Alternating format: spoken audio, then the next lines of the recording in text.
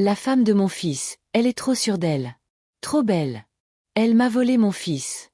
Maître Kando, j'ai besoin de ton aide. J'ai vraiment besoin de ton aide. Que veux-tu que je fasse, mère? Laisse-moi te raconter. Mère Yelma était assise sur un vieux tabouret à l'ombre du grand arbre au centre de la concession. Devant elle, sa belle-fille Sira balayait la cour en fredonnant doucement. Toucher cette jeune femme irritait Yelma. Sa posture droite, son calme, même la façon dont elle attachait son pagne respirait la confiance. « Regarde-la » murmura Yelma à Mère Kessa venue lui rendre visite. Elle marche comme si cette maison était déjà la sienne. Mais Yelma, la fille est respectueuse, elle te salue toujours. Elle travaille sans se plaindre. Tout ça, c'est du cinéma, trancha Yelma. Tu devrais voir comment mon fils la regarde, comme s'il n'existait plus que pour elle. C'était vrai. Joran, son fils unique, aimait profondément Sira. Cela se voyait dans ses gestes, dans sa façon de lui parler, dans l'attention qu'il lui portait chaque jour. Depuis leur mariage, 2 ans plus tôt, Yelma sentait quelque chose se briser en elle. Elle avait l'impression de ne plus exister dans la vie de son fils. Avant, Joran venait toujours la voir. Il lui demandait conseil pour tout, le travail, l'argent, les décisions importantes. Il ne faisait rien sans son accord. Yelma se sentait respectée, écoutée, indispensable. Elle était la première femme de sa vie, celle qui comptait le plus. Mais depuis l'arrivée de Sira, tout avait changé. Maintenant, quand Joran avait une décision à prendre, il parlait d'abord à sa femme. Il consultait Sira avant même de penser à sa mère. Ce simple détail faisait mal à Yelma, comme une petite blessure qui ne guérissait jamais. Ce soir-là, Sira s'approcha doucement avec une bassine remplie d'eau fraîche. « Bonsoir, maman » dit-elle d'une voix calme et respectueuse. Yelma ne leva même pas les yeux. « Pose-la là » répondit-elle froidement. Le sourire de Sira trembla un instant. Elle resta immobile quelques secondes, puis posa la bassine à l'endroit indiqué. Sans un mot, elle reprit son balai et retourna à son travail. Son dos était droit, mais son cœur était lourd. Mère Kessa, assise non loin de là, observa la scène en silence. Elle soupira profondément. « Elle ne t'a rien fait, dit-elle enfin. Pourquoi cette haine ?» Yelma serra les lèvres. « Tu ne peux pas comprendre, répondit-elle. Elle l'a changé. Elle m'a remplacé. » Pour Yelma, la vérité était simple, même si elle refusait de se l'avouer pleinement. Depuis longtemps, elle avait déjà choisi la femme idéale pour son fils. Une jeune fille discrète, obéissante, facile à diriger. Une femme qui aurait toujours mis sa belle-mère au-dessus de tout. Mais Joran était revenu un jour avec Sira. Il avait annoncé son choix, droit et décidé, sans demander la permission. Ce jour-là, quelque chose s'était cassé dans le cœur de Yelma. Elle n'avait jamais pardonné ce choix. Et au fond d'elle, elle voyait Sira non comme une belle-fille, mais comme une rivale. Ce soir-là, la cour était remplie de lumière et de rire. Joran et Sira étaient côte à côte, préparant le repas. Ils se taquinaient doucement, riaient pour des choses simples, partageaient des regards complices. Joran coupait les légumes pendant que Sira remuait la marmite. Par moments, il s'arrêtait juste pour la regarder sourire. Yelma observait la scène de loin. Chaque rire lui transperçait le cœur. Chaque sourire partagé était comme une gifle silencieuse. Elle sentit une chaleur étrange monter en elle, un mélange de colère, de jalousie et de douleur. Ce n'était plus seulement de la tristesse, c'était autre chose. Quelque chose de sombre.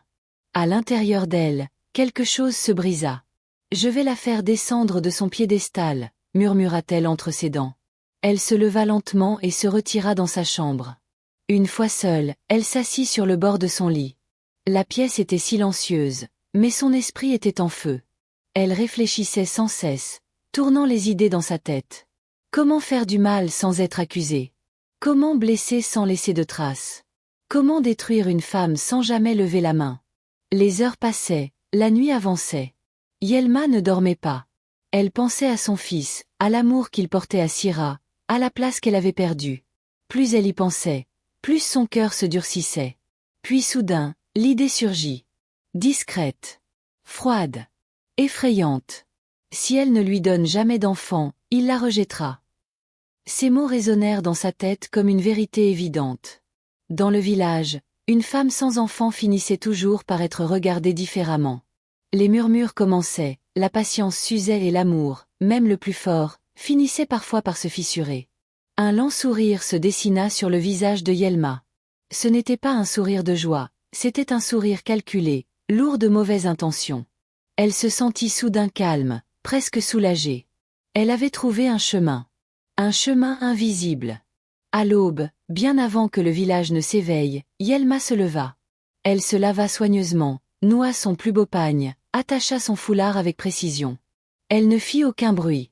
Personne ne la vit partir. Quand elle quitta la concession en silence, le ciel était encore grillé, dans son cœur, la décision était déjà prise. Le sanctuaire de Maître Kando se trouvait loin du village, au bout d'un chemin étroit et isolé. Pour y arriver, il fallait quitter la route principale, marcher longtemps entre des arbres épais, puis suivre un sentier presque invisible. Le silence y était lourd.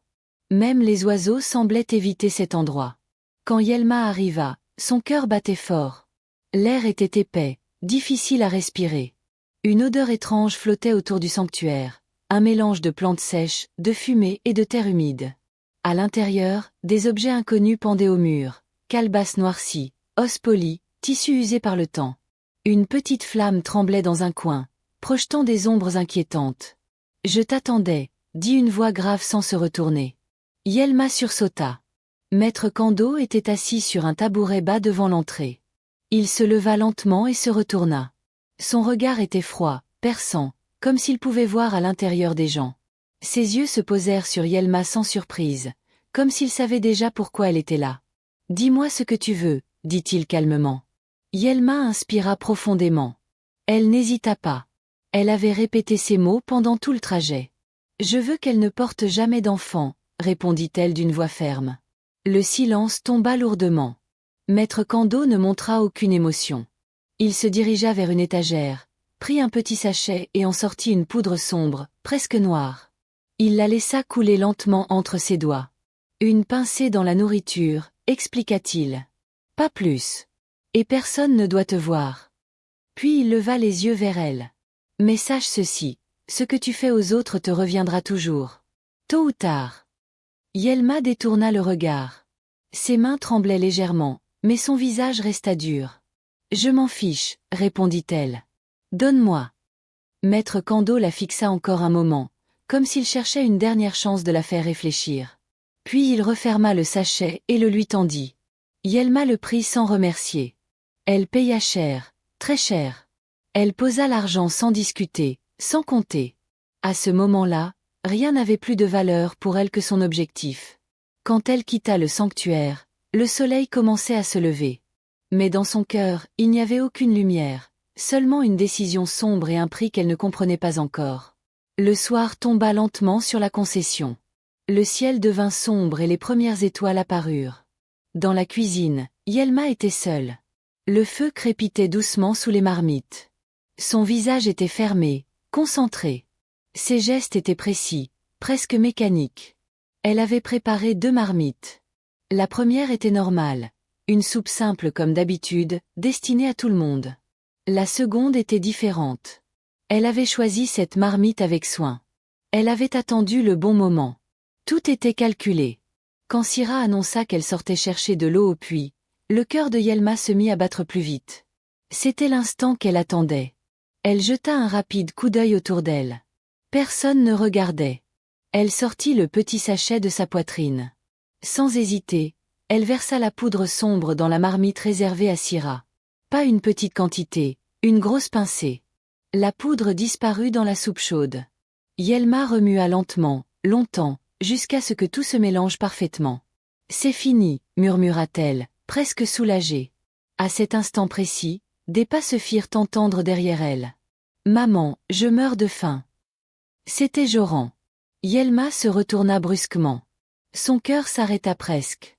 Elle ouvrit la bouche pour parler, mais aucun son ne sortit.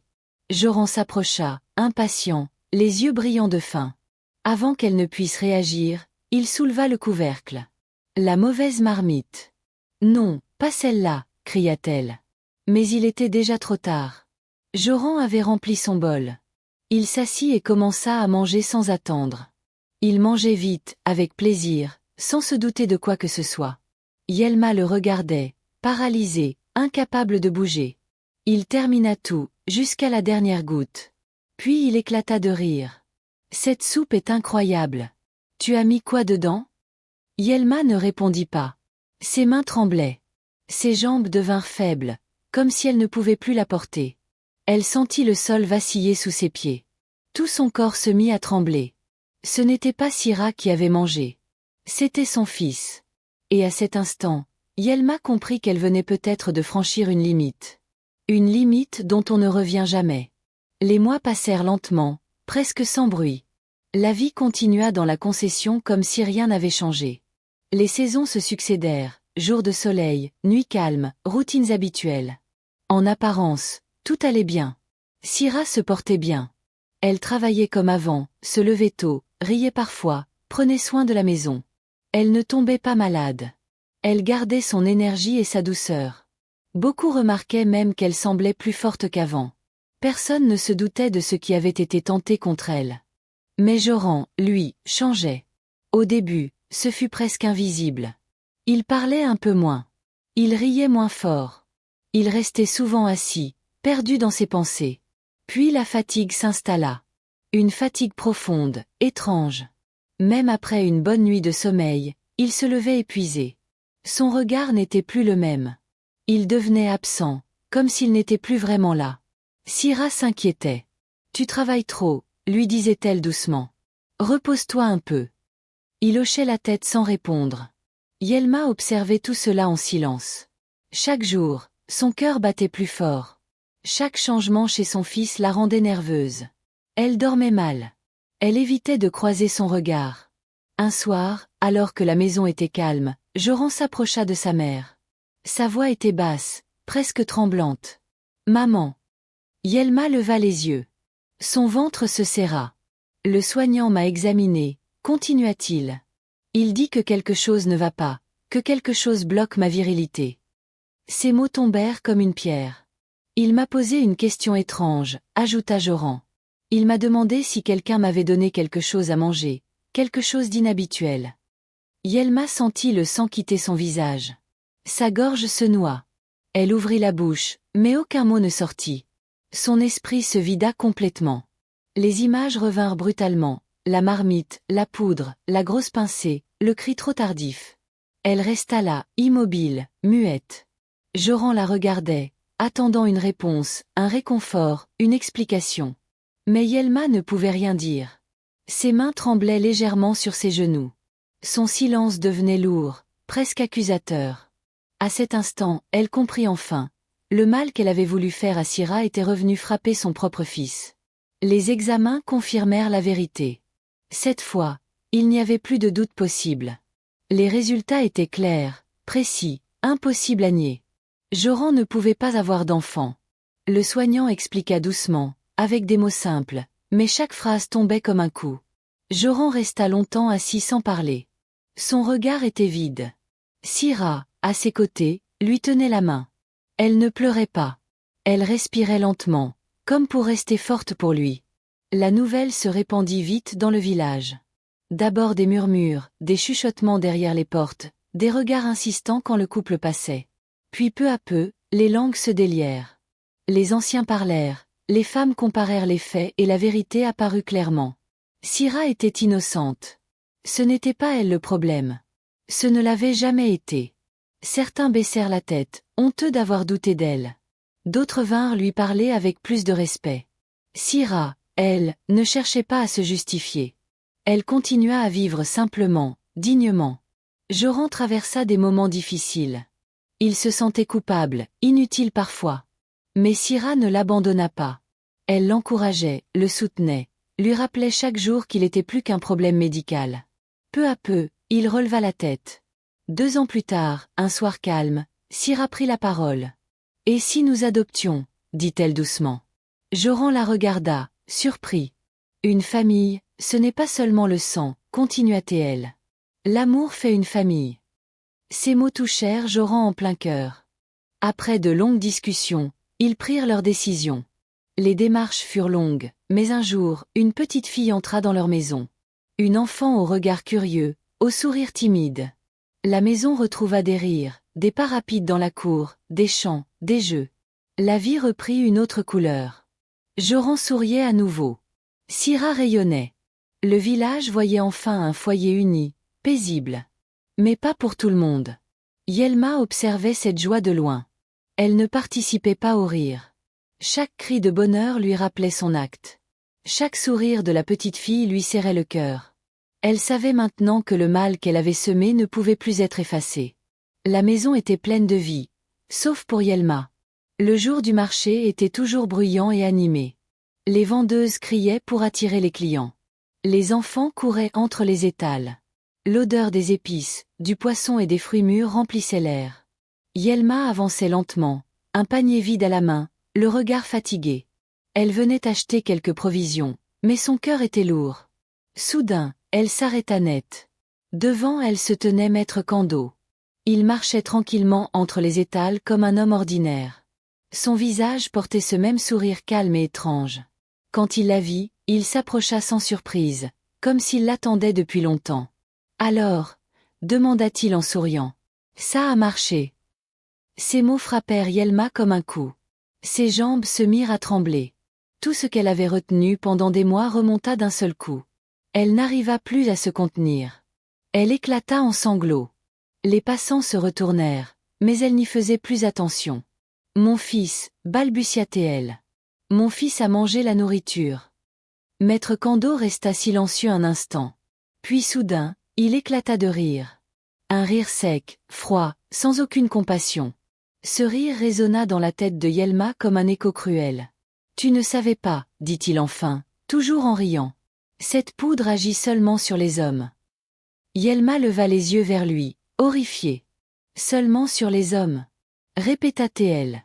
Il hocha la tête, amusé. « Oui, les femmes n'y sont pas sensibles. C'est pour ça que je t'ai prévenu que ce que tu faisais te reviendrait. Tu n'as pas écouté. » À cet instant précis, le monde s'effondra autour de Yelma. Les bruits du marché disparurent, les voix, les rires, les pas, tout devint lointain. Elle ne voyait plus rien clairement. Les images se mélangèrent dans sa tête. La marmite, la poudre, le sourire de Joran, la maladie, les examens, la petite fille adoptée. Elle comprit enfin toute l'horreur de son acte. Elle avait voulu détruire Syrah. Elle avait brisé son propre fils. Ses mains lâchèrent le panier qui tomba au sol. Elle recula d'un pas comme si l'air lui manquait. Maître Kando la regardait toujours sans pitié, comme un témoin silencieux de sa chute. Yelma s'effondra à genoux au milieu du marché. Pour la première fois, elle comprit que certaines erreurs ne se réparent pas et que le mal, quand il revient, revient toujours plus fort. Ce soir-là, le ciel était sombre, lourd, comme s'il portait lui aussi le poids de la vérité. Yelma n'en pouvait plus. Le secret l'étouffait. Chaque regard, chaque silence, chaque rire d'enfant dans la maison la faisait souffrir. Elle savait qu'elle ne pouvait plus continuer ainsi. Alors, devant tout le monde, elle parla. Sa voix tremblait. Ses mains étaient froides. Les mots sortaient difficilement, mais ils sortirent quand même. Elle raconta tout, le sanctuaire, la poudre, la marmite, l'erreur, le silence, les mois de mensonges. Quand elle termina, un grand cri s'éleva dans le village. Les femmes se levèrent en parlant tout à la fois.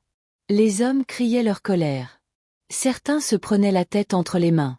D'autres insultaient Yelma sans retenue. Jamais une telle chose n'avait été entendue. Jamais une mère n'avait été accusée d'un acte aussi grave contre son propre fils. Les anciens furent appelés. Ils s'assirent en cercle, le visage fermé. Le plus âgé parla lentement, d'une voix lourde. « Ce que tu as fait dépasse la jalousie. Tu as détruit une vie par égoïsme. » Un autre ancien secoua la tête. « Tu as voulu contrôler ce qui ne t'appartenait plus. » Yelma resta à genoux. Elle ne pleurait même plus. Les larmes semblaient l'avoir quittée. Joran, lui, était resté silencieux depuis le début. Il n'avait pas crié. Il n'avait pas bougé. Il regardait le sol comme si tout son monde venait de s'effondrer. Le silence dura longtemps, très longtemps. Puis il leva enfin la tête. « Tu m'as détruit », dit-il simplement. Ces 4 mots furent plus violents que tous les cris. Yelma sentit son cœur se briser complètement. Elle voulut parler, se défendre, expliquer, mais rien ne venait. Syrah, debout à côté de Joran, éclata en larmes. Elle s'approcha, les yeux remplis de douleur. « Pourquoi ?» demanda-t-elle. « Qu'est-ce que je t'ai fait ?» Sa voix était douce, mais chargée de tristesse. Elle n'accusait même pas. Elle cherchait juste à comprendre. Yelma ouvrit la bouche. Aucun mot ne sortit. Il n'y avait plus d'excuses, plus de justification, plus de colère à cacher derrière. Seulement le vide, la honte et le poids d'une faute irréversible. Ce soir-là, Yelma comprit une chose terrible. Certaines vérités libèrent, mais d'autres détruisent à jamais. Avec le temps, Joran prit une décision difficile. Une décision lourde mais nécessaire pour continuer à vivre. Il pardonna. Pas parce qu'il avait oublié, pas parce que la douleur avait disparu, mais parce qu'il ne voulait pas laisser la haine détruire ce qui restait de son cœur. Il regarda sa mère et lui dit un jour, d'une voix calme. « Je te pardonne, mais je n'oublierai jamais. » Ces mots posèrent une frontière claire. Yelma était toujours sa mère, mais plus jamais la femme de confiance qu'elle avait été autrefois. Il y avait désormais une distance invisible entre eux, faite de silence et de souvenirs trop lourds. L'enfant adopté grandit dans la maison. Elle courait dans la cour, riait fort, posait 1000 questions. Elle appelait Joran et Syrah « maman » et « papa » avec un sourire naturel. Elle remplissait la maison de vie, de bruit et d'innocence. Grâce à elle, la maison continua d'exister, de respirer, d'avancer. Syrah resta fidèle à elle-même, douce, digne, patiente. Elle n'utilisa jamais la faute de Yelma comme une arme. Elle ne rappela jamais le passé, mais elle n'oublia pas non plus. Elle protégeait sa famille avec calme, mettant désormais des limites claires. Yelma, elle, vivait toujours sous le même toit, mais elle était seule. Elle voyait les rires, elle entendait les conversations, elle observait la vie continuer sans elle. La nuit, elle dormait mal. Les souvenirs revenaient sans cesse, le bruit de la marmite, le rire de son fils, le rire cruel de Maître Kando. La paix ne revint jamais dans son cœur. Elle avait obtenu ce qu'elle croyait vouloir autrefois, reprendre le contrôle. Mais elle avait tout perdu en chemin. Le village n'oublia pas non plus. L'histoire circula longtemps, racontée doucement aux jeunes, murmurée aux mères, rappelée aux anciens. Et le village retint la leçon. Le mal préparé pour autrui revient toujours vers son auteur, et parfois, il passe par ton propre sang. Car certaines erreurs ne frappent pas l'ennemi. Elles frappent la famille, le cœur, la chair. Fin ou peut-être pas. Cette histoire t'a fait réfléchir? Elle t'a mis mal à l'aise ou touché en plein cœur? Alors dis-le en commentaire. Ton avis compte. Penses-tu que Yelma méritait le pardon? Jusqu'où peut aller la jalousie d'une mère? Et toi, aurais-tu pardonné? Si cette histoire t'a marqué, partage-la. Peut-être qu'elle évitera à quelqu'un de faire la même erreur. Abonne-toi pour ne pas manquer les prochaines histoires. Ici, chaque récit cache une leçon. Chaque épisode révèle un prix. Et souviens-toi, le mal qu'on prépare en silence finit toujours par parler. À très vite pour la suite. Parce que certaines histoires ne se terminent jamais vraiment.